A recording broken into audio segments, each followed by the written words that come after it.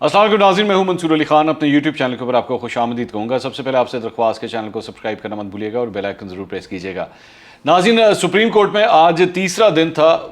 Deputy speaker की जानिब से जो रूलिंग दी गई थी और जिसकी वजह से तहरीक अदम एतमाद को हटा दिया गया था एजेंडे से और जिसके बाद असम्बलियों को तहलील कर दिया गया था, उसी सिलसिले में जो सुप्रीम कोर्ट की जानिब से खुद नोटिस लिया गया था, उस केस की आज समाअत थी। तीसरा दिन था आज, और आज भी दलाइल दिए गए और आज के दलाइल मुख्तलिफ उसके अंदर जो आर्गूमेंट दिए गए हैं, क्या क्या कुछ हुआ, ये सारी तफसीलात जो है वो आपके सामने रखते हैं। 12 बजे का टाइम था, गालिबन मेरे ख्याल में 4 या 5 मिनट के बाद 12:04 या 5 मिनट के ऊपर जो है वो कार्रवाई का आगाज़ हुआ। Basically chief justice Umar Ata Bandial की सरबराही में ये 5 रुकनी बेंच जो है, लार्जर बेंच, इस केस की समाअत कर रहा है, जिसके अंदर जस्टिस जाजुल एहसन, जस्टिस मजहर आलम मियाँ खेल, जस्टिस मुनीब अख्तर और जस्टिस जमाल खान मंदोखेल इस बेंच का हिस्सा हैं। अच्छा, यहाँ पे चंद खवातीन दरख्वास्त गुजार जो हैं वो जैसी प्रोसीडिंग शुरू हुई तो वो तशरीफ़ लेकर आई। उन्होंने कहा कि जी हम भी इसके अंदर जो है वो पटिशनर हम बनना चाहते हैं। तो चीफ जस्टिस ने कहा कि जी हम सबसे पहले यहाँ पे सियासी जमातों को सुनेंगे। फारूक एच नाइक अपने दलाइल दे चुके हुए थे। पाकिस्तान पीपल्स पार्टी की जानिब से ही रज़ा रबानी साहब जो हैं उन्होंने आज दलाइल का आगाज़ किया। रज़ा रबानी साहब ने कहा कि जी इलेक्शन कमीशन का मीडिया में बयान आया है कि 3 माह में इंतखाबात मुमकिन नहीं। रज़ा रबानी ने यह भी कहा कि कोशिश है कि आज दलाइल मुकम्मल हों और मुख्तसर फैसला आ जाए। हम चीफ जस्टिस ने कहा कि हम भी जल्दी फैसला चाहते हैं, लेकिन तमाम फरीक़ैन का मौक़िफ़ सुनकर। इस मौके पे वो जो ख़वातीन थी उनको उन्होंने कहा कि जी इनफरादी तौर पर आने वाले हम दरख्वास्त गुजारों को हम ये दरख्वास्तें वसूल नहीं करेंगे, उनको उन्होंने साइड पे कर दिया। अच्छा, इसके बाद यहाँ पे एडवोकेट जुल्फ़िकार भुट्टा जो हैं उन्होंने भी यहाँ पे अपनी दरख्वास्त देने की कोशिश की। उन्होंने कहा कि जी ये जो लेटर है, जो ख़त है मुबैना तौर पे, इसकी पहली जो है वो तहकीकात की जाएँ। तो उन्होंने, अदालत ने जो है उन्हें रोस्ट्रम छोड़ने का कह दिया कि जी आप साइड पे हो जाएं। रज़ा रबानी साहब ने फरमाया कि जी अदालत ने देखना है कि पार्लिमानी कार्रवाई को किस हद तक इस्तिस्ना है, जो कुछ हुआ उसको सिविलियन मार्शल लॉ ही करार दिया जा सकता है। ये बहुत बड़ा बयान है और कई तज्ज़ियाकार एक्चुअली इसको इसी तरह कह रहे हैं कि ये एक किस्म का सिविलियन मार्शल लॉ लगाया गया है कि बैठे बिठाए हुकूमत को तहलील कर दिया गया। रज़ा रबानी ने कहा कि सिस्टम ने आज खुद ही अपना मुतबादिल तैयार कर लिया जो कि गैर आइनी है। 28 मार्च को तहरीक अदम एतमाद की मंजूरी हुई मगर समाअत मुलतवी कर दी गई। डिप्टी स्पीकर ने ये भी ऐलान नहीं किया कि तफसीली रूलिंग जारी करेंगे। डिप्टी स्पीकर ने किस बुनियाद पर रूलिंग दी, कुछ नहीं बताया गया। डिप्टी स्पीकर के सामने अदालती हुक्म था, ना ही साजिश की कोई इंक्वायरी रिपोर्ट। डिप्टी स्पीकर ने तहरीरी रूलिंग देकर अपनी ज़बानी रूलिंग को गैर मौसर कर दिया। डिप्टी स्पीकर की रूलिंग आइन के खिलाफ है। आइन में वज़ीर आज़म को हटाने का तरीक़ाकार दर्ज है। वज़ीर आज़म इस्तीफ़ा दे सकते हैं। अगर अक्सरियत खो दें तो तहरीक अदम एतमाद पर एतमाद का वोट हासिल करना होता है। अगर करारदाद पार्लियामेंट में आ जाए तो वज़ीर आज़म असम्बलियाँ तहलील नहीं कर सकते। स्पीकर की जानिब से कायम की गई इंक्वायरी कमेटी आज अपनी रिपोर्ट पेश करेगी और अगर करारदाद पार्लियामेंट में आ जाए तो वज़ीर आज़म असम्बलियाँ तहलील नहीं कर सकते। अदम एतमाद पर वोटिंग सिर्फ वज़ीर आज़म के इस्तीफ़े पर ही रोकी जा सकती है। सदर मुमलिकत अज़ खुद भी वज़ीर आज़म को एतमाद का वोट लेने का कह सकते हैं। तहरीक अदम एतमाद पर वोटिंग तक वज़ीर आज़म असम्बली भी तहलील नहीं कर सकते। अगर तहरीक अदम एतमाद लाने वाले मेम्बरान इसे वापस ले लें तो ऐसा हो सकता है। जब तहरीक अदम एतमाद टेबल हो जाए तो उस पर वोटिंग कराना ज़रूरी है। उन्होंने मज़ीद कहा कि स्पीकर कार्रवाई चलाने के लिए जो फैसला करे उससे तहफ़्फ़ुज़ हासिल होगा। आर्टिकल 5 की खिलाफ वर्जी और रूलिंग का आपस में कोई ताल्लुक नहीं बनता। डिप्टी स्पीकर ने आर्टिकल 5 की तशरीह करके अरकान पर इतलाक़ कर दिया। स्पीकर की रूलिंग का आर्टिकल 95(2) के तहत जायज़ा लिया जा सकता है। क्या स्पीकर अदालती फाइंडिंग के बगैर रूलिंग दे सकता है?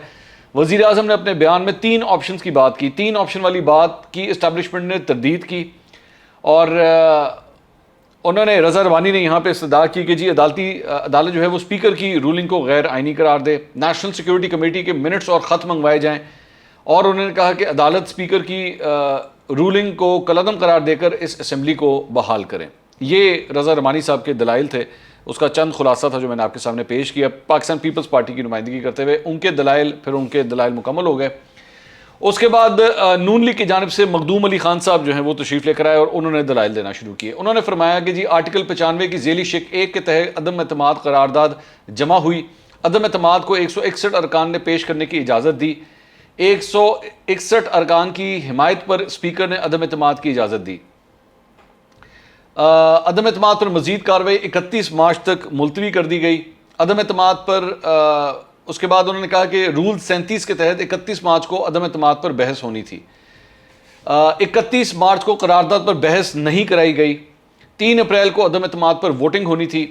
وزیر اعظم اکثریت کھو دیں تو یہ پارلیمانی جمہوریت کے خلاف ہے کہ وہ وزیر اعظم رہیں. جسٹس منیب اختر نے یہاں پہ کہا کہ تحریک عدم اعتماد پر کب کیا ہونا ہے یہ رولز میں ہے، آئین میں نہیں. مخدوم علی خان نے کہا کہ رولز بھی آئین کے تحت ہی بنائے گئے ہیں. جسٹس منیب اختر نے کہا کہ ووٹنگ نہ ہونا آئین کی خلاف ورزی کیسے ہو گئی. اچھا، میں یہ جو سوالات ہوتے ہیں نا، یہ ذہن میں رکھیے گا. اس پہ کبھی کبھار اس طرح لگتا ہے پڑھنے سے آپ لوگوں کو جیسے سوال کا مطلب ہے کہ وہ اعتراض کر رہے ہیں. ججز ایکچولی کلیئرٹی چاہتے ہیں کہ جی اگر یہ سوال ریز ہوتا ہے تو اس کا آپ کے پاس جواب کیا ہے. تو اس لیے وکلا جو ہوتے ہیں وہ پھر ان سوالوں کا جواب دیتے ہیں. ہمارے بہت سے لوگ جو ہیں، ظاہری بات ہے، جب آپ ٹی وی کے اوپر پڑھتے ہیں یا اس طرح ہوتا ہے تو پھر وہ سمجھتے ہیں کہ اچھا جج یہ اس قسم کا سوال کر رہا ہے، اس کا مطلب ہے اس کا مائنڈ جو ہے نا وہ دوسری طرف جا رہا ہے. پلیز اس کا مطلب یہ نہیں ہوتا. وہ صرف اور صرف چند کویسچنز جو رائز ہو سکتے ہیں ان کے جوابات ڈھونڈنے کی وہ کوشش کر رہے ہوتے ہیں. تو یہاں پہ بھی جو ہے اس کا اس سوال کا مقصد جو ہے وہ یہی ہے کہ جی کیا یہ رولز اینڈ ریگولیشنز اس سارے معاملے میں وہاں پہ موجود ہیں یا نہیں ہیں. یہ اس سلسلے میں بات ہو رہی ہے. اچھا، جسٹس منیب اختر نے کہا کہ ووٹنگ نہ ہونا آئین کی خلاف ورزی کیسے ہو گئی. جس طرح وہ میں کہہ رہا تھا نا کہ بتائیے اب اس کو ایکسپلین کریں کہ کس طرح ہے یہ آئین کی خلاف ورزی. آئین کے مطابق 7 دن میں عدم اعتماد پر ووٹنگ ضروری ہے. ووٹنگ آئین کے اگر کسی وجہ سے ووٹنگ 8ویں دن ہو تو کیا غیر آئینی ہوگی؟ یہ جسٹس صاحب نے سوال کیا. مخدوم علی خان نے کہا کہ مقررہ مدت کے بعد ووٹنگ کی ٹھوس وجہ ہو تو آرٹیکل 254 کا تحفظ حاصل ہوگا. جسٹس منیب اختر نے کہا کہ آرٹیکل 95 میں صرف تحریک عدم اعتماد اور اس پر ووٹنگ کا ذکر ہے. تحریک عدم اعتماد کے حوالے سے تمام طریقہ کار اسمبلی رولز میں ہے. چیف جسٹس نے پھر اس موقع کے اوپر 31 مارچ کا ڈپٹی اسپیکر کا وہ جو آرڈر تھا، جو رولنگ تھی، وہ انہوں نے منگوا لی. اچھا، پھر آگے مخدوم علی خان نے کہا کہ ڈپٹی اسپیکر کو تحریک عدم اعتماد مسترد کرنے کا اختیار نہیں. اسمبلی رولز آئین کے آرٹیکل 95 سے بالاتر نہیں ہو سکتے. ڈپٹی اسپیکر آئین کی خلاف ورزی کے مرتکب ہوئے ہیں. اسمبلی میں ججز کے کانڈکٹ پر بات نہیں ہو سکتی.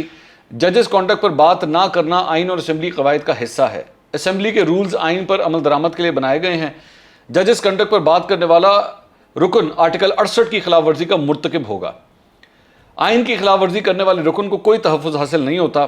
کیا ایسا ممکن ہے کہ اسپیکر کے علاوہ پورا ایوان وزیر اعظم کے خلاف ہو؟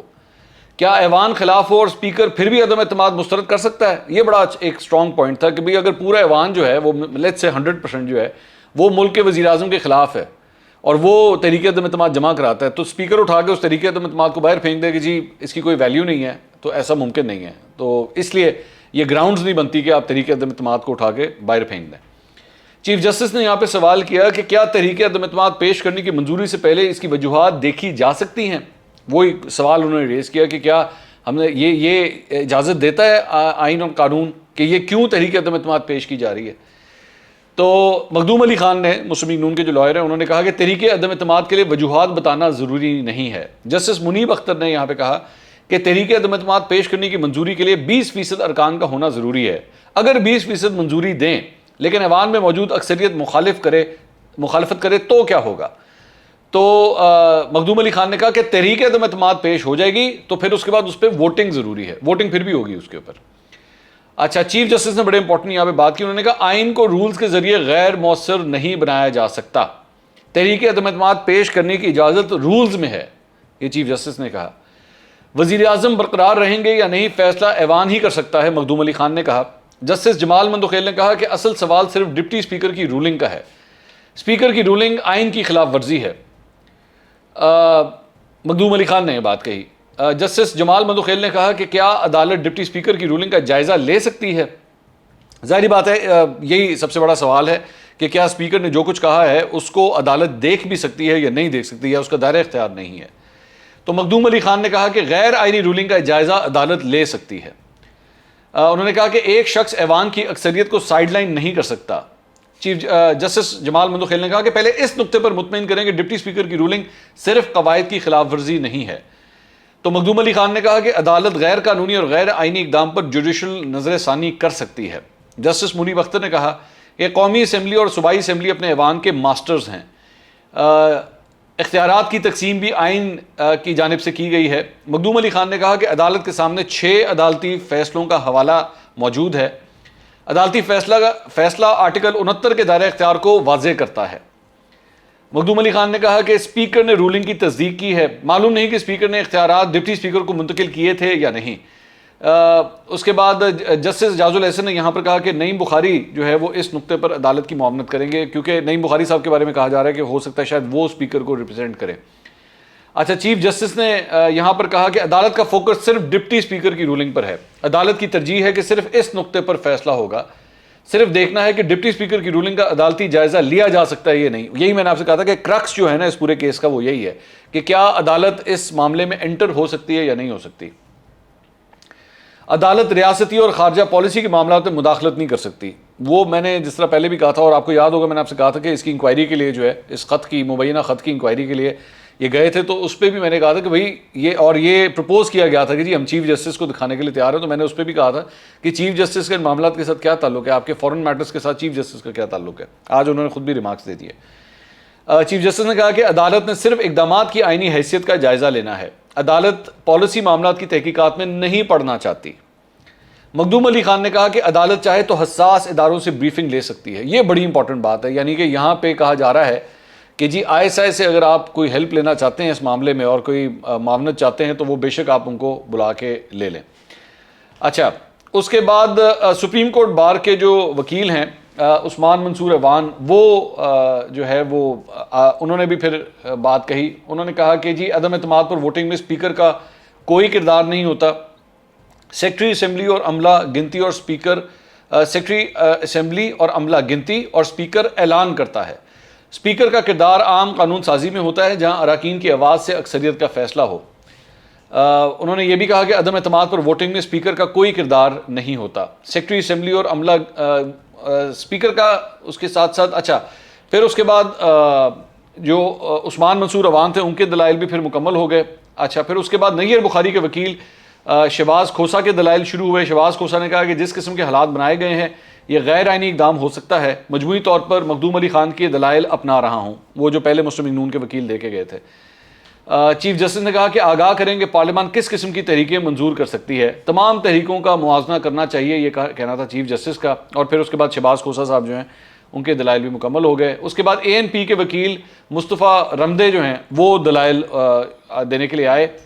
چیف جسٹس نے کہا کہ آئین میں پارلیمان کی کارروائی میں مداخلت نہیں کر سکتے، یہ بڑا امپورٹنٹ بیان ہے۔ اور چیف جسٹس نے کہا کہ پارلیمان کے لیے بے حد احترام ہے، ماضی میں عدالت غیر آئینی اقدامات پر پارلیمانی کارروائی میں مداخلت کرتی رہی ہے۔ یہ بھی بہت امپورٹنٹ بیان ہے کہ جی اگر جب غیر آئینی کوئی بات ہو تو پھر عدالت جو ہے وہ اپنی کارروائی کر سکتی ہے۔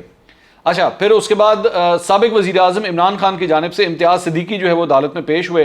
جسٹس جمال مندوخیل نے کہا کہ عمران خان وزیر اعظم ہی نہیں تو ان کی نمائندگی آپ کیسے کر رہے ہیں۔ اس کے بعد بیرسٹر علی ظفر نے صدر عارف الوی کی نمائندگی کی، وہ بھی وہاں پہ آئے۔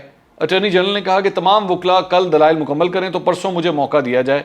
اٹارنی جنرل نے کہا کہ یہ میری زندگی کا اہم ترین کیس ہے۔ انہوں نے کہا کہ اس کیس کے بعد میں ویسی جو ہے وہ میں استعفیٰ دینا چاہتا ہوں۔ چیف جسٹس نے کہا کہ نگراں حکومت کا قیام اس کیس کی وجہ سے رکا ہوا ہے، کوشش ہے کہ ہم کل فیصلہ دے دیں۔ اٹارنی جنرل نے کہا کہ قومی اہمیت کا یہ کیس ہے، عدالت کی تفصیلی معاونت کرنا چاہتا ہوں۔ جسٹس جاز الاحسن نے کہا کہ وقت کم ہے لیکن جلد بازی میں بھی فیصلہ نہیں کرنا چاہتے۔ اٹارنی جنرل نے کہا کہ نواز شریف کیس میں اسمبلی تحلیل ہوئی اور نگراں حکومت بن چکی تھی، عدالت نے نواز شریف کیس میں 1 ماہ بعد فیصلہ سنایا تھا، یہ کہنا تھا اٹارنی جنرل کا۔ اور اس کے بعد سماعت جو ہے وہ کل تک ملتوی ہو گئی۔ اب میرا یہ پوائنٹ ہے کہ یہ سارے معاملے کے اندر میں جانتا ہوں کہ بہت سے لوگ اس میں فرسٹریٹڈ ہیں، لیکن بات یہ ہے کہ اتنی پارٹیز ہیں اس کے اندر اور اتنے ان کے تفصیلی دلائل ہیں کہ ہر بندہ جو ہے وہ اپنا اپنا پوائنٹ آف ویو دینا چاہتا ہے۔